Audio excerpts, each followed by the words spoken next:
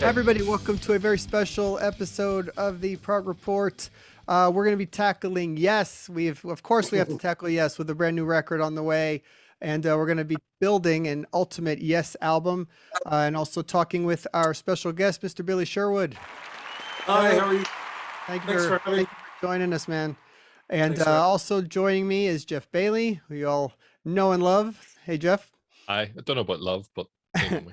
And a new guest here on the show, Yes Expert, has a website called Biff Bam Pop, if I'm saying it right, and also works for Sirius XM up in Canada. So welcome, Mr. Andy Burns.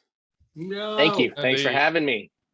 And all right, so what we want to do, of course, we'll get to the Yes album and get to pick Billy's brain on all the, notes about the songs and things. And but we want to talk about the new album, The Quest, which comes out on October 1st. A second single just dropped, Dare to Know, which is great. It's out there on YouTube, and The Ice Bridge is also out there if you guys want to check it out. Great songs. The album is fantastic. We've had a chance to hear it. Congratulations. Really, it's a really great piece of work. And I'm excited for fans to hear it. But, Billy, just real quick, I mean, the last year and a half, not being able to tour and getting a chance to work on this album. I mean, talk about the last year and when the process started about, was it a phone call from Steve? Hey, let's get a new record going, or how did that happen? Well, first, COVID shut us down right before we were supposed to do Relayer. And I had all that music in my head that I had rehearsed for a good couple of months and had it all under my fingers. And then we shut down. And so we kind of regrouped and had a little chat, and Steve kind of initiated the concept of beginning a record. And so seemed like the right thing to do, even though we weren't all present together as a band. There's nothing we could do about that with COVID in play. But we initiated the songwriting process and sending ideas back and forth, and then started developing the record. And it was all produced by Steve over there in London.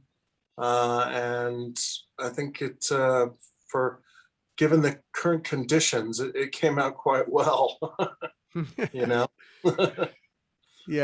What did you go with any preconception in mind? I mean, what it would be, or how long, or what kind of songs? I mean, No, not so much. It was just about what songs were feeling good and what songs were working together well as far as making an album, and making sure the continuity was there. So, Steve was kind of the sieve for all the ideas coming through and really getting onto a production level with whatever material we were committing to. So, but I think it's safe to say we're all pretty prolific songwriters individually.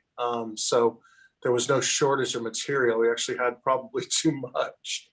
So it's just a matter of sorting through it all and seeing what's going to work the best at the time. yeah. Cool. Yeah. Billy, you have a writing credit on two of the songs, minus The Man and The Western Edge. In terms of, obviously, you also have all of these other strands to your careers where you're creating music from start to finish yourself. What happened to your idea once it got put into the Yes machine? Can you sort of talk through that process? Well, in terms of the arrangement and the mapping out of what it was, musically speaking, it's pretty much the same. That said, Steve put some amazing steel guitar on Western Edge and took it to another level, and Jeff's keyboards on all the stuff that we did together took it to another level. And of course, John writing, great words and interesting melodies along the way. And then what was one of the most important parts for me personally was making sure the rhythm section was rocking and doing its job underneath the song. And the band actually asked me to record the drums here in LA with Alan. So Alan and I spent a good 12 days together in the studio, just working on drums and batting ideas back and forth. And, I've worked with Alan for so long in the studio that we have this relationship about drums that's kind of unique. And so So the rhythm section was really important, but the general gist of the melodic content of the song kind of remains what I had sent in. And I think that was what we were really going for, was to try to have everyone's musical expression, and then just make it flower with all the other guys' overdubs and their participation on each song. So, Steve was sending me things that he had done, and then Jeff and John, sending things. And so it worked out quite well. But in terms of where it began and where it ended up, of course, I don't really produce demos, so to speak, but, I'm kind of used to making records. So whenever I'm writing a song, whether it's got a home or not, I'm thinking about putting that production into place to show what I've got here. So to my ears, what I presented and what's there is pretty much intact, but enhanced in many ways. One of the things I was really excited about was when Steve called me and said, what do you think about putting Minus the Man, putting some real orchestra on there? And I thought, wow, this will take it to another level. So things like that are what I think a band does, as opposed to an individual sitting in the studio alone, but there's a respect for each other as songwriters. So, there might be slight adjustments, but there's no major hacking of things out and replacing things without anyone's knowledge. Right. Stuff. I think to my ears, it's one of the strengths of the albums is how different individuals or instruments or elements get featured. I mean, I really like how it's mixed, and how there's one song where the keyboards won't be so in your face, and then in another song it'll be a different color and shade, whereas I suppose the danger is when you're separated, that kind of gets missed, or people are overplaying because they're doing it in isolation, whereas I think it comes across as a real kind of sounds like a proper band record. It feels like, to me, it feels like we were all there in the same room together. And I think a big part of that is the rhythm section design, the way that came about set the framework for the other things to just fall right into place. And really just the whole house becomes, a picture. And so it's quite a different experience to do file sharing than it is to stand in a studio with your buddies and just, talk music and make music.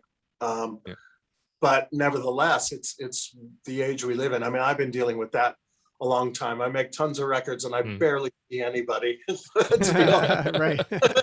That's, entirely Everyone common. says, what was it like working with Steve Stevens? I'm like, he did it at this place. I know them all, and there'll be no problem getting together, but everyone's so used to send me the file, you know what I mean? That this is the world we live in. That said, I'd love to see a Yes record in the future made old school, where we all just, like we did that with The Ladder, for instance, where we moved up to Vancouver, Canada for a few months and all had our own apartments, met at the studio every day and wrote for 30 days and then crafted the record in the studio with Fairbairn. And there's something to that too, because that's gotta be a lot of fun. I mean, yeah. You can be sitting in the back of the room, just not saying anything, and an idea comes out, and then you speak it to the room, and it either, it floats or it doesn't. But those moments are not there when you're doing file share. But that said, as I said, earlier, it feels like we were all in the same room somehow. Andy? Cool. I was going to ask Billy, and Jeff mentioned a Minus the Man in the Western Edge, and you and John have established a solid songwriting team with the stuff that you did for Arc of Life, and I was just wondering about these two songs in particular that are on the Quest. Were those songs that you had worked on, in the Arc of Life, or is it net new for Yes? Yeah, it was brand new. I mean, when Steve sent the emails around, let's start sending songs around, I thought, oh my God, I don't have anything to send, because everything that I work on finds its way to a record ultimately. So it's not like I have a library of oh, let's see, there's that. So I literally sat down and just started writing in my studio and came up with the musical concepts for both of those, and then sent them in, and John just jumped on them immediately and did his thing. So, but they were crafted in the moment during those peak COVID months in the very beginning, really, right around there. Yeah. Is there a pressure at all when you get that email from Steve that, you know, to sort of that he needs, right, it's time to get to work? Do you feel a sense of pressure, or is it like a sense of excitement, or maybe a bit of both? I've never felt pressured from Yes. It's always been a very organic experience, and you know, I've known Steve a long time now. Our relationship has gone through a lot of twists and turns, and here we are now in this band together for 6 years, heading into 7. And so I just knew basically what he was saying was, you know, here's the starting gun. Let's all get going, you know, as opposed to where's the material? Right. Cool. That came later. Yeah. Just by sheer coincidence, in the mail today, I got copies of the Prog Collective and the Emerson and Lake tribute albums. I actually bought them both in Bandcamp before, but I wanted to get the hard copy of them. I just wanted to talk a little bit about the Prog Collective, the recent album, Worlds on Hold. I mean, that's the third in the series of those albums, and for anybody who doesn't know, Billy coordinates albums made with a whole variety of different artists, and there's several of the tracks in that sort of seem to speak to the theme of kind of lockdown and the current environment. Do you want to talk a bit about that? Well, it was definitely created in the peak of frustration and lockdown, and you can't leave your house, and you know, there's no toilet paper anywhere in Los Angeles. You know, it's like, what the hell's going on here? So I was very inspired to write about all those things, and frustrated and sort of, you know, I mean, I understand as a community we have to do what we have to do, but it was frustrating as hell. And you know, you're feeling your freedom's gone because you're just stuck in this one place. And so those emotions kind of came out on that record pretty strongly. And you know, Worlds on Hold as I was writing it and screaming those lyrics on the version that I did before I presented it to Todd, you know, I could already hear that scream of Todd's that he gets that I love so much, you know. Yeah. I mean, you can hear it on, for instance, on Tortured Artist Effect, the song Drive, you know, he's just like that voice. And that's exactly what I was writing it to fit. And so when I sent it to him and he was willing to do it, I thought, oh, perfect, this is good. So yeah, but those emotions are all over that record in terms of the, you know, the frustration of it all. I mean, I've gone through several phases now of this thing where it's like denial at the front end of it, like, wait, what? No touring? What's happening here? And then frustration, which is all expressed on that Prague Collective. And then, you know, just acceptance of like, okay, fine, how long is this going to take? And then getting vaccinated only to find you can still get the damn thing. Now back to frustration. And it's like, let's just get on with this. It's madness. So speaking of touring, I mean, there are some dates scheduled, right? Is it for next year or what do you have? March, we have the States in March, and then May is Europe. So I am hoping and putting all my positive thoughts into a world that can handle that by then. And I think we'll be there by then. You know? I hope so, man. It's been me too. Really crazy. There's concerts going on all over the place right now, which is good. That's a good sign. So, you know, but I'm ready. I just want to have a mask burning party as soon as possible.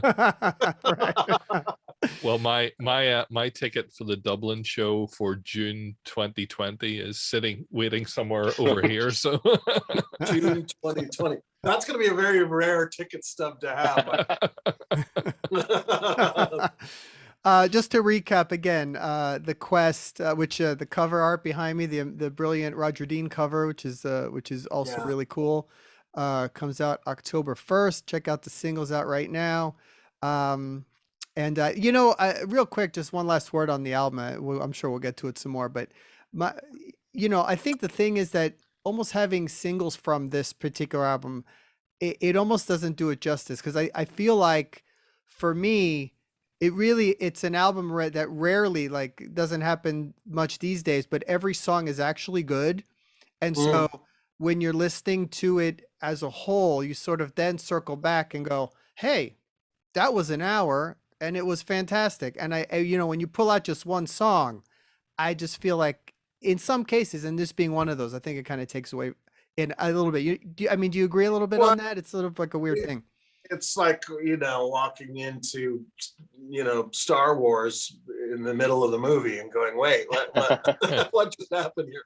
I think you need it as a whole, as you said, that's the way it's meant to be digested, Because That it said, has a lot of different twists and turns and yeah, things, and like it's not just what you've heard from the two singles. So but we live in this world now where it's these, snippets and these releases as we do. And yeah, I'm just thankful it wasn't a 30-second clip. You actually get to hear the full song, because that's so often the case, So and it is hard to pick what should those songs be. And, at that point I leave that, to the higher powers. right.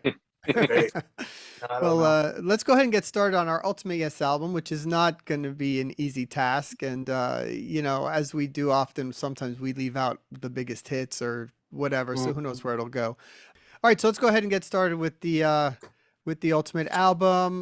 Who wants to go first? Jeff, why don't you kick us off? And then we'll go Billy, Andy, and then I'll do the other one. And then we'll go back around. Right. Okay. That's a tough one to go first. Is this like the Ultimate album, like your Lost Island album, they call it, or whatever that is, the Castaway? I sort of look at it as if someone he had never heard of the band before, this is but Yes, we're talking just Yes. Okay. Yeah. Gotcha. Yeah. Okay. I tend to like to illustrate a whole lot of the moments of the history of a band and make sure that an album like this covers its full breadth. But I'm gonna start, I suppose, with probably a must-have, if I'm going first, and I'm gonna choose Awaken. And I think probably in the catalog, it's just one of the absolutely monumental tracks. Probably one that it reflects all, I think, all of the facets of every single band member comes through, from the part. And I guess we were talking earlier on about how albums were made, and certainly you very much get a vibe of that track of a band in the studio working together, experimenting, not necessarily doing traditional normal things from, as probably anybody who's watching this knows, the notion of Rick and John recording in a church down Swiss telephone lines into a studio with the rest of the guys playing. But the structure of the song, it's uplifting. It's kind of goes through so many moods and shifts, and a great moment seeing it. I saw it live for the first time, I think, on the Ladder tour, which you would have been part of, Billy. I think it was played at the shows there, and I suppose that was the first time seeing the incredible triple neck guitar and everything that Chris is doing in that song, from fretless, through to sliding up and down. Oh, wow. And it was an incredible experience. And I think, look, it's a standout track, and I think one that has to be on this album as one of the ultimate Yes tracks. Yeah. I mean, it seems to be one that every Yes fan always gravitates to as one of their favorites, if not their favorite. And an amazing song. Have you guys played it recently on some tours, Billy? We did. I think we did it on the last tour, I want to say, because I remember playing it and trying to figure out how I was going to deal with the, my version of what the triple neck was, because there was no way I was going to stand on stage with that triple neck. Right. I get enough grief already being in this band. That's the last thing I need. He's even playing his guitar now. Right. It's on the Yes 50 album, so you guys played it on the set. Okay. As Right. the slightly obsessive diehard fan, I will say it's on the Yes 50th album. and it's a great version of it. So you played it on that tour. There you go. That answers that. All right, Billy, you want to go ahead and pick? So we're picking songs from the entire catalog that you would want to include on an ultimate Yes album. You're not picking an album, you're picking the songs to put on it. Well, I mean, for me, the album, which started it all for me and why I got so just immersed in Yes, was Tailstop Graphic Oceans. I'd never heard anything like that. And I was in school at the time. My parents were playing in Arizona. I'll never forget at the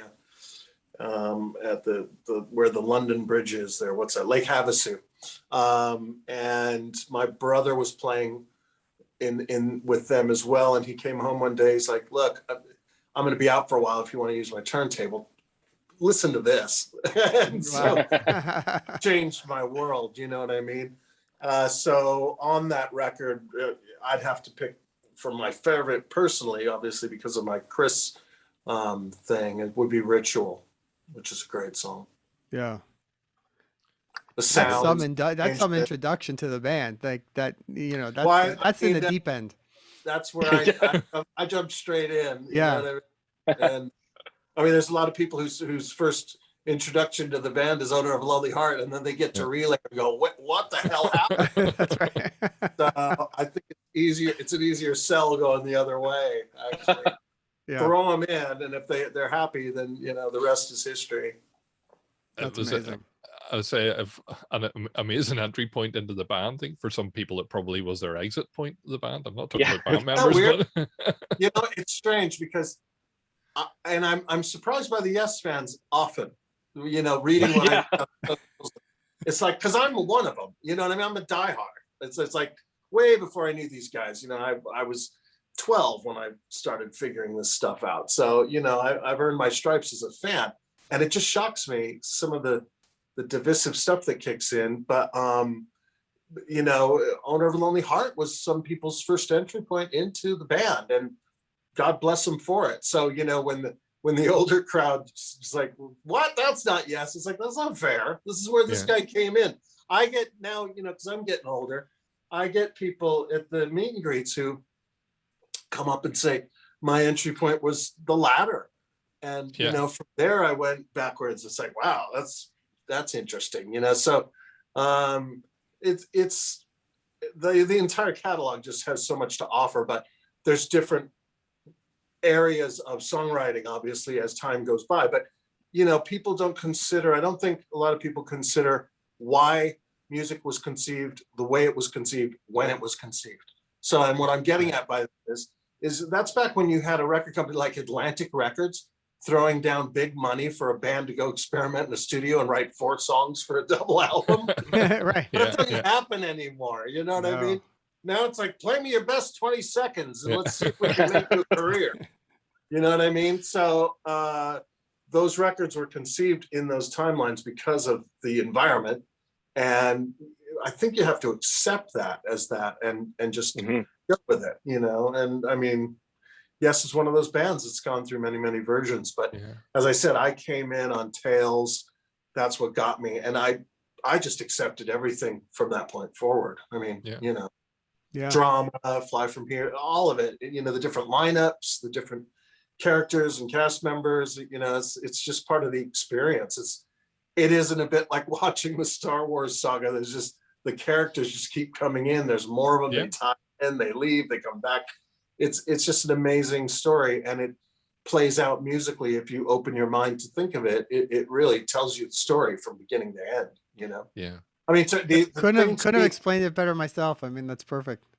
I think it's interesting to listen to the first 2 records because they're very, very different than anything else, really, you know? And in a lot of ways, they're really proggy, but in a lot of ways, they're pretty commercial too. Time and a Word's a pretty straight ahead song, and you know, there's some other songs on there that are pretty straight ahead. But so I think you just have to accept the band at its moments in time as it came along. But for me, that moment, and you know, that's always the don't burst my bubble moment. I think that's why there is that little thing on social media. Oh no, if it's not this, I don't want to know about it. Please don't pop my bubble. You know what I mean? You were on acid when you saw Close to the Edge live. On. It's not getting any better than that. Exactly. But for me, that entry point was Tales, and it really changed my whole musical perspective of like, wow, Awesome. That's what great. is that? You know, Andy, you want to go? Yeah, I got to say that, out of everything I've had to do this year, choosing a couple Yes songs to put on the Ultimate Yes album is by far the hardest thing I've had to do. I am an Yes is my favorite band of all time. So, and I came in when I was 14 years old. So 1991, when Union came out, and at that time, there wasn't the web to go on and learn about bands. So the way that I learned about Yes, and it wasn't really the best way, was I had a Rolling Stone magazine album guide, and it gave credit to the obvious albums, the Yes album and Fragile and Close to the Edge and 90125, but everything else, Drama, which I think we all regard now as a classic, was, oh, there's no John, there's no Aikman, this is not great. The first two albums were dismissed in this album guide. So I didn't, as much as I loved what I was listening to, I didn't really get into a lot of the stuff, including Tales, until probably when I was in my, late teens, early 20s, and Keys to Ascension came out, and The Revealing Signs of God was on there, and suddenly I'm like, oh wow, this is a really good song. What are these books talking about? And part of my part of my journey as a fan, which for me is wonderful and never ending, is constantly inundating myself with this music. And so when I tried to make my list, the one thing that I thought about was I wanted to pick some music that isn't the most obvious. And Billy, what you were saying about those first two albums was a wonderful segue, because my first song would be the opening track to the first album, Beyond and Before. And one of the main reasons is because I played bass guitar because of Chris Squire. I played it poorly, but I played bass because of Chris. My first bass was an imitation Rickenbacker that I bought for $90 from a music school. And I didn't really listen to that first Yes album though until I was probably, Rhino put out those reissues in the early 2000s, but I don't really think that I got there until even a couple years after that. And now it's a top 5 Yes album for me. And Beyond and Before, it kicks off with Chris's bass, and it is not subtle. It is in your face, and it is so, it moves me every time that I hear it.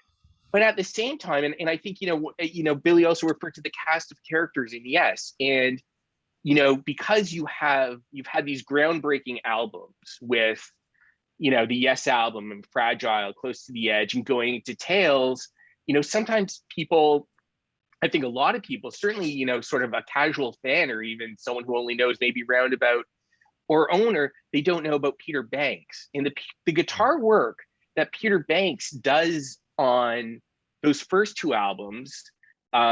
Those are very clear building blocks, I think, to what Steve would achieve once he came into the band. And it's, there's certainly a stretch between the music of the 70s and what Trevor did, in the 80s with Big Generator and with 90125. But, on a song like Beyond and Before, that's Yes. And it may not have been the Yes that, popped up in 1971 or, that changed the world, because as far as I'm concerned, those 3 core albums did change the music world for sure. But there was a lot of great stuff happening on those early albums as well that I think, hopefully more people are discovering it now, rather than like when I was 14 and had a book that said, no, you don't need to listen to these now. Right. Now, whether it's, you find it on streaming or what have you, that music is great. So, for me, it started the very beginning. And that album is top 5 debut for me from any band. And then that first song, like I said, you got Chris kicking it in with the bass. And, I talked to Tony Kaye not long ago because he's got a solo album coming out. And the first thing I said to Tony was, I try to play it cool when I get to talk to Yes musicians because I'm a fan. but I said, I can't play it cool with you because you are my favorite Yes keyboard player. And he said to me, I don't get that often. Normally it's the guy with the cape. But on those early Yes albums, you know, Tony is such a fundamental piece as well. And you hear it on that opening track. That first taste of Yes is just, I think it's fantastic. And so that's how I would, you know, that's my first entry. You know what? I knew you were the right guy for this podcast, man. It's like, no brainer. Well, I could ramble and I apologize. Is that the one that begins with dong ding da do do dee dong ding ding, or am I thinking that's no, Survival. That's Survival. Yeah, my bad. No, Beyond and Before is do do do do do do do do. Oh, right. Obviously, I'm not quite capturing its essence. Fantastic. There. This is awesome. Well, it's, you know, I had the thought going back to, you know, how people, where their entry point is. You know, we were talking about Oculus, right? And so I play this game in Oculus, Population 1, and I'm standing in the lobby with this guy, and he looks up at my name, and in my gaming name I chose, I made a game name called Circa Yes, right? And so he looks up at my name and he goes, Yes, God, I love that band. I said, man, we don't know each other, right? It's just, he has no clue. And I said, oh yeah, it's a pretty cool band, isn't it? He goes, yeah, I tell you. I said, how do you know the band? He said, well, when I was a kid, I'm a video gamer freak, and we had this game called Homeworld. Wow. And the song that kicked in, it changed my world, man. And I've been a Yes fan ever since. I said, do you want to hear something funny? That's great. That's awesome. We've remained friends ever since, but this is it that entry point. So, I mean, how odd is that, right? His entry point into the band. Ours is with vinyl, and you open the records and there's still pot seeds in the crest. And, you know, this guy was like, it was Homeworld, the video game. So it's just an interesting thought of where people get in. All right, so I'm going to go with my first pick then. And I can't believe we're 3 picks in and no one's talked about what's often considered the greatest prog album of all time, Close to the Edge. So I think I'm just going to go ahead and jump right into that one and pick the title track from that, Close to the Edge, which is, by every estimation, one of the all-time classics. It's indisputable. Everybody is a humongous fan of that record and that song. And, you know, it's just one of those songs that every time, at least for me, when I put it on, or if it happens to come up and shuffle, you know, or whatever it is, you get a few minutes in and my immediate thought is like, how did anyone write this? That's my always thought is, in what world did this make sense when they were composing it? You know what I mean? Yeah. It's just madness, and just works brilliantly. Everybody's contributions, from John's, you know, vocals and the harmonies, and Steve's just ridiculous guitar playing throughout. It's just a fantastic song, and kicks off in an incredible album. And you couldn't do an ultimate Yes list like this without that song on it, I don't think. I think too that it's, you know, the production and Eddie Offord and what he brought to the table was a huge part of that whole process, and all those records we were talking about in that early, you know, Tales, all that stuff. Eddie's contribution, and you know, who knows how he was being poked and prodded. You know, as a mixer, you're constantly looking over your shoulder and going, "Are you sure you're telling me you need bass?" You know what I mean? So, but you just don't know how he was being poked and prodded by the guys. But whatever happened, it worked out quite well, and it's a magical sound, and you know, the reverbs that are going on, and the sound of that record is part of what makes it such an interesting thing to listen to. It's just got a great sound. Yeah. You know? There are you can cut this if I'm not allowed to mention this, but on YouTube, there are people who have somehow managed to kind of isolate some of the different tracks from the album, and you can find, you know, the guitar track or the drum and bass track, and listen, for hardcore fan listening to that in isolation, like it's the playing is just a masterpiece. And particularly given that, you know, I think when the band were recording that, they were touring, and they were kind of, you know, all the stuff got broken down, and they went and played a gig somewhere, and then they came back and set up again for another few days, and, you know, piecing it together with fairly primitive technology just must have been incredible. Well, you know, I heard too, from Chris and from Eddie, actually, when I worked with him, because I worked with him on the song "The More We Live" that ended up on the Yes Years box set. That was kind of my first songwriting thing with the guys. There was a lot of editing, just a lot of time. At one point, Chris told me, he said, I came in and I look at Eddie, there's pieces of what we just done all fucking day all over the floor. So some of these things came about by inadvertently, oops, I put the wrong piece in front of the wrong piece. Right. Which, I do that myself in the digital world because, it's all these cubes and it's like Legos, musical Legos. And so as I'm trying to drag and drop something, maybe I'm repeating a chorus or something, I'm dragging this group of vocals over and I thought I've landed it in the right place and it's maybe a beat ahead. It creates a whole different dynamic. There's a song on the first Circa record called Information Overload. Yeah. And Alan went in and played, and this isn't me moving things physically, but it's the same kind of concept. When I started the click off for him to go, I didn't realize I had queued it up to miss beat 1. So it started on beat 2. So he thought 2 was 1, right? So he started playing backwards against what I'd had. And I was standing in the control room going, what the hell's going on? And I was about to stop him. And then all of a sudden it just listened to it. And I was like, holy cow, I never would have thought of this way. This is cool. Don't bother him. Let him just get this take. So he came down. He's like, what do you think? I said, well, you're a quarter note off the whole way, but it's actually happy accidents. It's a lot of that too. And Close to the Edge, I know firsthand from Chris, because I spoke about all these albums with Chris in great detail. And there was a lot of editing on Close to the Edge and Tales. He told me just tons of editing. I bet. You played that. You can hear it on Tales more than Close to the Edge, I think, where there's these sections and then they switch, and you can tell that's a new take of something, and but that's the creative mind of the producer in that case, Eddie, just doing really trippy things for God knows what reasons, but they came out great artistically, and that's what it's all about. Well, so what was it like? What was it like for you to play? I saw you play it. I think you guys played it on the Ladder tour, and when you were playing guitar, and then you played it on Yes 50 as a bassist. What's it like sort of going from those instruments and really, going from someone who like us was a fan, and then suddenly you're playing like this classic of prog rock? Like, is it a strange transition for you? Playing any of the music is always like I've always got those thoughts running through my head about what I'm playing, and it's always just, oh my God.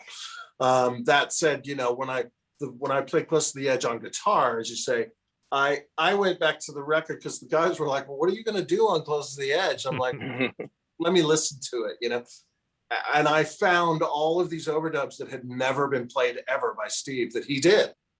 Wow. Records. So there's multiple layers of things. Starting with the harmony of, what I mean? So I just kind of found my way in cleverly that it made sense, and no one was holding up any stop signs and saying, no, because they were all parts that were on the record. So, it made That's sense. Cool.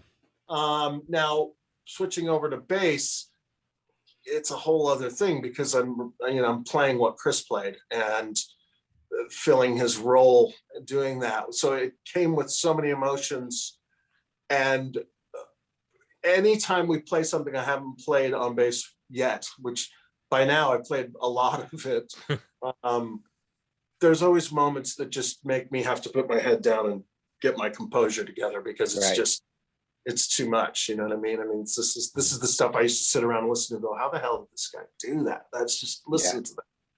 And now I'm replicating it on stage, and he's not there, and the audience, and you turn around and you got Steve Howe and Alan White. It's a trip. You know what I mean? Yeah. And I love playing stuff that we haven't, which is what I've been enjoying this album series thing, because now I've played 3 sides of Tales, Gates of Delirium, Close to the Edge, Fragile, Drama, all these. It's like my favorites, right? Yeah. And they all come with a weird punch, and it hits me in the weirdest moments. You know what I mean? The first time I played Owner, we were playing that on the first tour that I did when I first joined in as the bass again. And just that simple little boom, boom, boom. Yeah. I wasn't thinking about anything, and I got up to play that line, and I pulled that first note, and it was like I just lost it. It was like, wow, you know. So there's always moments like that. Another moment that I really was like an emotional moment is the end of Dawn of Light lying between the silence and some sort Revealing science. Revealing. Yeah, the end. There's just certain moments that just get me, you know? And so that's a different, I wasn't thinking of any of that when I was playing guitar. I was still blown away that it's like, holy cow, look what we're doing here. But the whole job I took on once Chris asked me to do this is, it came with a whole range of emotions, which, you know, it comes with the territory. I love what he did, and I hate the fact that he's not here with us, you know, so. Okay, so let's just speed up a little here. Sorry. Jeff, your second pick. Okay, very briefly, Billy was talking about his into Yes. I'd heard various bits and pieces of the music, and at that time, my main way of getting albums and stuff was our public library let you borrow them. So I went down and grabbed the 3 Yes albums that they had, and they were the Yes album, Drama, and 90125. And again, back in the days before the internet, you know, you didn't know a lot about a band, but you start looking at the sleeve and you go, right, so these guys play on the first album, and then look, there are lots of different people on the next one, and then it's a different singer, and then that singer becomes the producer, and then the keyboard player from the S album, he's then the keyboard player on the more recent album. And you know, for me, that was my intro, figuring that out and going, all right, okay, this is a band that just chops and change and switches around. And you know, for me, it's always been, you know, lineup changes have been totally easy to accept.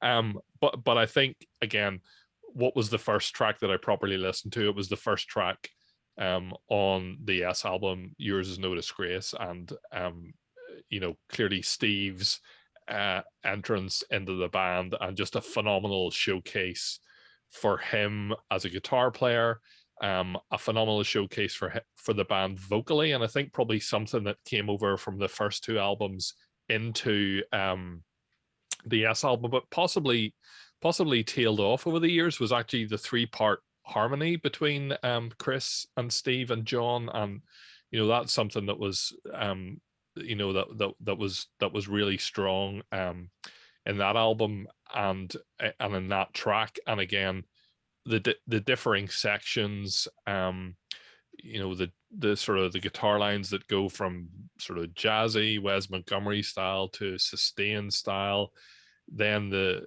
midsection where, you know, they're just singing with just the bass playing. And yeah, it's always been one of my favorite tracks, because for me it was my first, albeit it wasn't, it was well into the 80s. It was absolutely going to be my next pick, so I'm glad you picked it. That's yeah, I Cool. love that song.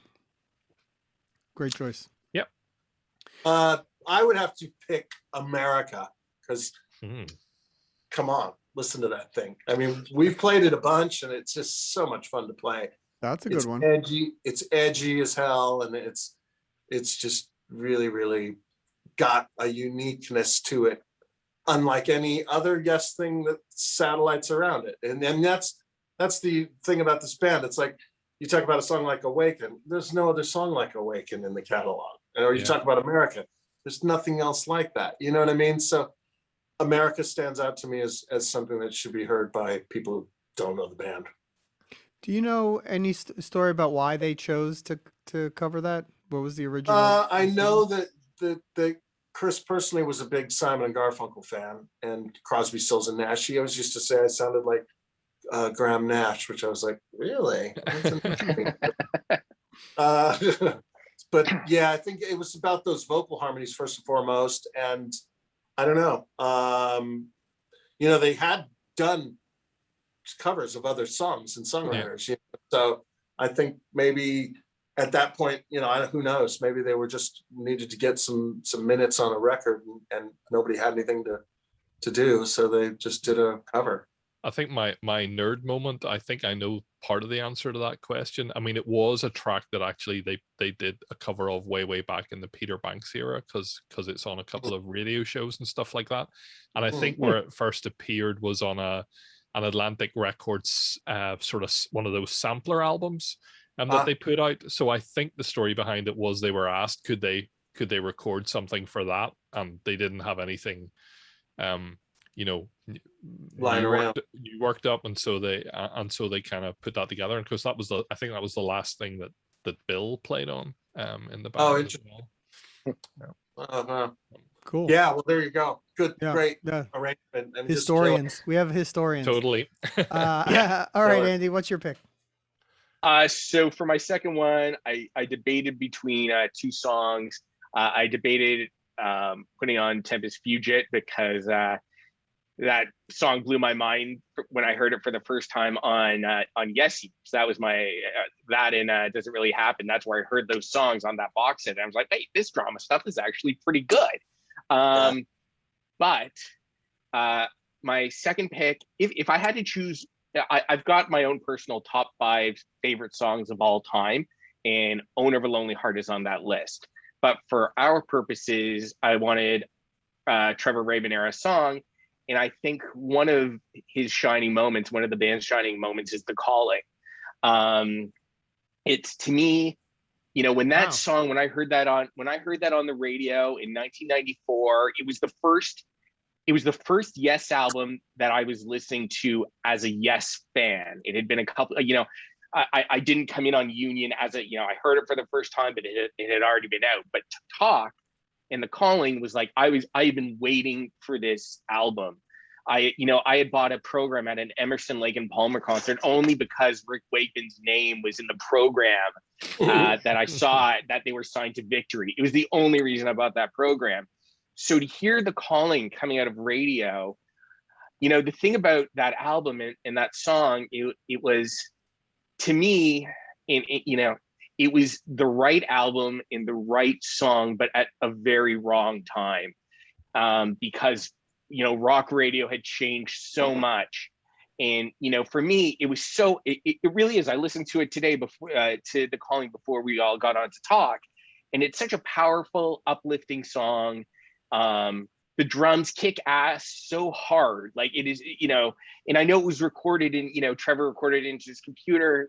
I believe that's how it went. And to me, the sound of the album, some people don't like it. I love the sound of The Calling. I love the harmonies. My God, right? Like that is, that layered work that they did. So for me, The Calling is, and it's very proggy. It is very proggy, but yet it also in that Trevor Rabin kind of, here's also a catchy chorus. So for me, that album is actually is a wonderful album, and I think that The Calling is just kind of, it's, even if you're in a crappy mood, you put that song on and it's going to lift you up. And I think, that's why I think it's a little forgotten. We as Yes fans know it, but it's not necessarily something you might hear. You're not going to hear it on terrestrial radio for sure. But it's a beautiful moment in the band's history. That album's not even available anymore. I don't even think it's in print, and which is a crime. That's an amazing pick. I mean, I completely out of left field, Andy, but I love that song. No, wait till you get to my last one. No, my last one is. Well, I was planning to go with a Trevor Rabin era pick for my second one, because I'm just a humongous fan of that era. That was my entry point into the band, like you had said for some people, Billy, and I love those records. So I'm gonna go ahead and do that, but I'm gonna go a little bit more I guess expected, not Owner, but I'm gonna stick with that album. I'm gonna go with Changes, which I think is another one that is a big favorite and a favorite of mine. It was between that and actually Shoot High Aim Low, which is another favorite of mine, but so great. I think we need a 90125 song on here, so I'm gonna opt for that one. And just a crazy prog moment on that song. I'm sorry, on that album. amazing playing by all around. And I love Trevor's lead vocal parts on that because I think he's an underrated, actually really good singer. Yeah. And yeah, so there you go. We'll throw that in there. So we got two Trevor Raven songs on the list. We'll see if we have any more. But let me recap what we have here for our first two rounds. So we have Awaken, Ritual, Beyond and Before, Close to the Edge, Yours Is No Disgrace, America, The Calling, and Changes. So some real big major songs still out there for somebody if they want to do it. Jeff, your next pick. Yeah, this is so hard. I hate going first, because I mean I can think of lots of things that I would put in here, and I can also see the YouTube comments about how could they have picked 12 songs and not chosen whatever. Something big is being left off. I'm gonna go with my heart on this one. I've been listening, just random shuffling a lot of stuff, and there were two songs that really leapt out at me in the last couple of days, which are, I would say, deep cuts, and I can't really decide between them, but I'm going to pick one from the latter, New Language, Wow. which is again, I was random shuffling and the keyboard intro to that kicked in and was like, oh, I've forgotten about this one. I mean, it is an absolute tour de force. I mean, Igor's keyboards are absolutely brilliant throughout it. And again, it's one of those songs where obviously the era of the 6-person lineup, but you get to hear what everybody else is doing. It's very interesting hearing Steve, playing in the studio with another guitar player, and I think there's some brilliantly complementary stuff that goes on the whole way through that letter, but particularly in that track between what Billy's doing and what Steve is playing. It's got a kind of a, it's a long song, it's a proggy song, but it's got a lot of hooks in it, and I think for me it just came across as, I think the latter as a whole was an album that wasn't afraid, and I don't know whether this is a producer thing or whatever, but it wasn't afraid to pick kind of sounds and styles and throw them into it. And it was even listening to New Language. There's a bit where there's kind of that orchestra hit that almost sounds like that almost sounds a little bit kind of Owner of the Lonely Heart type thing. And I think that album to me is kind of, it's a celebration of everything that's gone before, but it's also got a lot of really good new stuff in it, and I really, really enjoyed listening to that song. And we should represent that era in something that I enjoy that record. Spans career. So yeah, I enjoy that album. I haven't heard it in a while actually. It's not one that I come across a lot, but I remember liking it and at the time really enjoying the record. It's a good transitional record. I think it's not bad choice. What's your memories of that album, Billy? I know we worked very hard on it and very long and spent probably too much time together at that point. Because, for me, I just, a bit of a tug of war of getting ideas in with 6 guys trying to figure stuff out. And so that was a little tricky to do, but I think we managed to pull it off where everyone felt like they had participated on a level that it meant something to them. And, but it was an interesting period in the band for sure. And one I will never forget, that's for sure. But I think the saddest thing was losing Bruce at the very end, because he really did have a vision of where things were going. And I would have loved to have heard what that was. That said, I think Mike Plotnikoff did a great job, the engineer, of staying as true to that vision that he had of where Bruce was going, because Bruce was constantly making reference mixes and saying this is where we're heading. So I'm very proud of the record, and I have very positive memories about things on that record, and then I have other moments that are just like, oh my God, I remember just talking about these 3 bars for wait. One of the things I definitely remember is, and I don't remember the names. I know more about the Yes I'm Not Involved With way more than stuff that I am involved with. But there's a song, dum ding ding dum dum ding dum ding ding. Oh yeah. I can't remember what song that is, but anyway, came in with Alan. We were driving to the studio back and forth together quite a lot at that point, and I said, "Don't come down a little early, and I got something I want to try with you here, and let's just see if it turns into something that anyone's interested in." And it did, and that's one of my, I just know musically speaking is one of my fave pieces, because it came from a very trippy place. You know, Chris sort of arriving at the studio after Alan and I had this sorted, and he jumped in, and all of a sudden it was like, okay, wait a minute, that's cool. And then Steve got it. It just sort of naturally, organically came together out of the blue, quite accidentally. Even to though be alive, to be alive, my yeah, plan yeah. was to be alive. to play this damn thing until someone liked it. Yeah, That's great. Cool. All right, Billy, let's get your third pick here.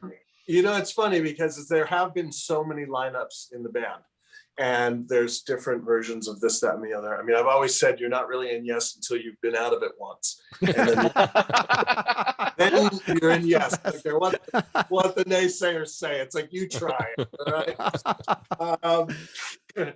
That said, you know, the lineup for 90125 was one that I really dug quite a lot. And a lot of people, that's the other funny thing. I tend to like a lot of records where I'm surprised the fan base doesn't. Like Tormato is like one of my favorite records that they made, because the bass sound is just so off the chain, crazy good. And I've even spoken to Steve about it, and he kind of has those memories like, oh boy, no, let's not talk about Tormato, because, you know, as the guy creating a record, you associate things that have nothing to do with the music, you know? So the association is there. But that said, you know, and I consider them one song, Future Times and Rejoice, you know, even though they're listed as two, they're really one piece of music, you know. That particular piece, I must have, you know, when I bought that record, it was like, needle goes back again. I didn't listen to anything else on the record for a long time. I hadn't heard it still, because I couldn't get past what I just heard. It's like, oh my God, that's incredible.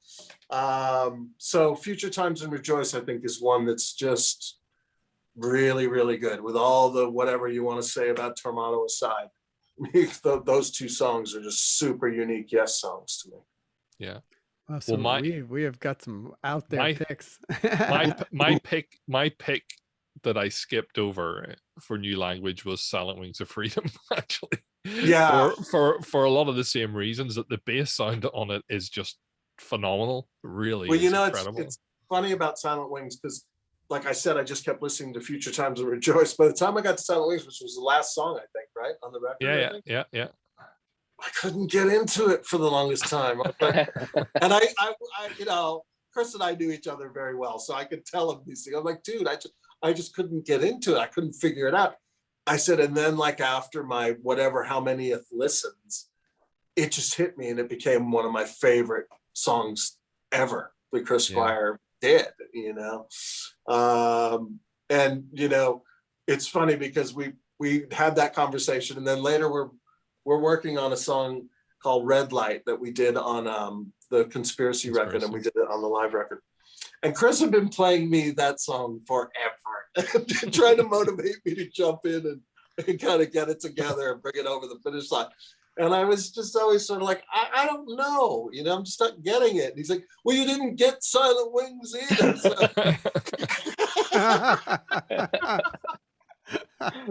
I know, but let me sit with it. So, and then, you know, one day it was like, I got it. And all of a sudden, you know, and I told Chris that, I said, I figured out your thing. You know, it's like, it's a slow build until you're sold. And then you never want to let go of it. You know what I mean? So funny. Well, there's one of the Prog Collective songs where Chris really taps into that Tormato type bass song on Shining Diamonds. Yeah, totally. I just love yeah, it was real echoes of that sort of the sort of wah type bass that he used a lot Yeah, with that. that cue. Yeah, that's actually one of my patches in my rig that I dialed in many moons ago because I just wanted to have that sound. Yeah. And I got it nailed quite good. And Chris, whenever we record, he was like, "Let me use your rig because you've got my sounds dialed."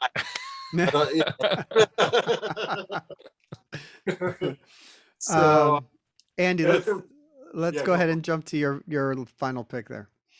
So I wanted to make sure that I had one epic long song to share, and I debated about the Fly From Here suite, because Fly From Here quickly became a top 5 Yes album for me. But I feel as though I needed to and wanted to pick something from the 70s lineup of Anderson and Alan White and Chris and Steve and Wakeman. And so I picked Mind Drive. And Oh, I wow. picked Mind Drive because it was, especially when you listen to Key Studio, which is, brings all of the Keys to Ascension music together into one studio album, you realize as a listening experience and as a creative entity, that lineup of musicians in the mid 90s still had it when there was. And unfortunately, just because I think of all the sort of the record label brouhahas and issues with the Keys to Ascension stuff and the way that studio material came out, not enough people heard it. But Mind Drive is another Yes epic. It's got its roots in when Chris and Alan were working with Jimmy Page for what was at that time the XYZ stuff. Yeah. But Mind Drive is like it's epic, and it's everything that you'd want from a larger piece of Yes music. And when I hear it, and I really do go back to Key Studio quite often. When I listen to it, I'm like, God, it still feels fresh. I think John's lyrics, Mind Drive came off of, and when you first heard it on Keys to Ascension 2, that came off of, from Keys to Ascension 1 and 2, the studio tracks on there, that they were okay. But I didn't necessarily at the time think John was like hitting it out of the park lyrically. And then you hear Mind Drive, and it is like, it just worked. And it talks about technology and computers and things that, in the world of Yes, where you don't often know what John is singing about or writing about, there was moments in Mind Drive that are relatable, and then it just builds, and the playing is so great. And when they played it on the 35th anniversary tour, it was great. It was great to hear them pull out a larger piece of music where, for the Masterworks tour and, for those first, that first like run when Wakeman came back in the band, it was, for me anyway, it was a little, I was great. I was happy to see the lineup, but it was somewhat nostalgia based. But yet on that 35th anniversary tour, going in and like, and playing Mind Drive, and they didn't play the whole thing. I think they played about 12 minutes and interspersed it with South Side of the Sky. But you could hear that this was still a valid lineup. This was still a group of musicians that had something to say, in that in Mind Drive as an epic stands, nicely with everything else. I think that lineup of the band did.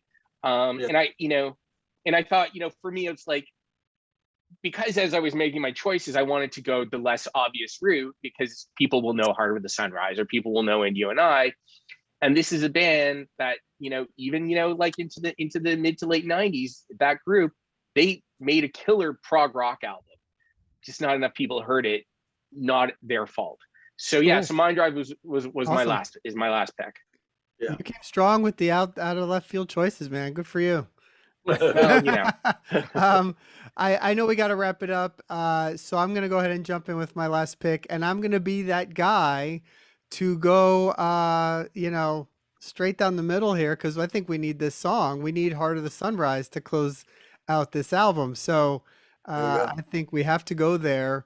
With all apologies to Roundabout, I'm going to go Heart of the Sunrise. And I mean, I think that's sort of along with Coast to the Edge and maybe Awaken. Those are like the three songs. I think if you were describing Yes to somebody, those are in many cases those songs. But I mean, what can you say? The opening bass line and drum groove, the amazing lyrics by John, the epic ending, closing out a masterpiece album. So Yeah. I think we gotta go there, and a brilliant closer to a show as well, Good pick. which I think is a no-brainer. Um, Totally. Guys, Yeah. so thank you so much for all these amazing picks. Billy, thank you for indulging us with this. It's a lot of fun, amazing stories, and a pleasure to talk to you. Andy, thanks for bringing it strong with the picks. And Jeff, I'll be talking with you again in about 5 minutes, I'm sure. And yeah, and again, The Quest, we got to say it again, guys. The Quest from Yes comes out October 1st. Incredible album. Please check it out. Check out the singles, buy the record. There's a, really cool formats out there, all sorts of great things you can pick up. And hopefully we'll get to see the band on tour one day Yes. soon again. Good luck to you guys, and good luck, Billy. Thanks. Thank you. Thanks, guys. Thank you. Appreciate it. We'll see you That soon. was Thanks, fun. Billy. All right, bye. Take care, Cheers. man.